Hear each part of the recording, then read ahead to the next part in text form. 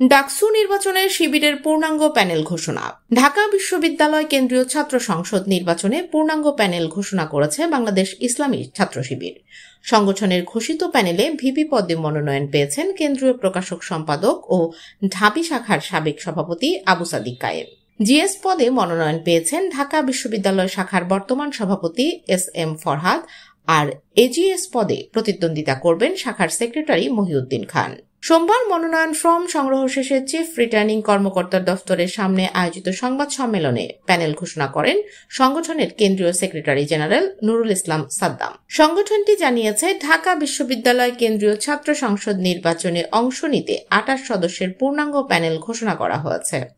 ঘোষিত প্যানেলে ভিপি পদে রয়েছেন সাদিক কায়েম, সাধারণ সম্পাদক পদে এস.এম. ফরহাদ এবং সহ সাধারণ সম্পাদক পদে রয়েছেন মহিউদ্দিন খান। মুক্তিযুদ্ধ ও গণতান্ত্রিক আন্দোলন ইনকিলাব মঞ্চ থেকে যুক্ত হয়েছেন ফাতিমা তাসনিম জুমা।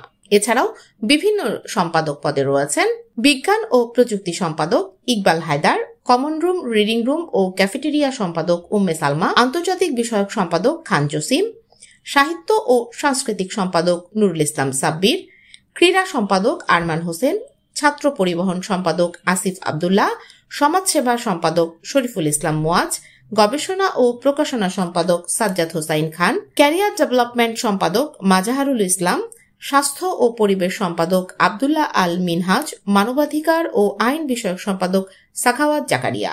এছাড়াও ঘোষিত প্যানেলে আরও 13টি সদস্য পদ রাখা হয়েছে।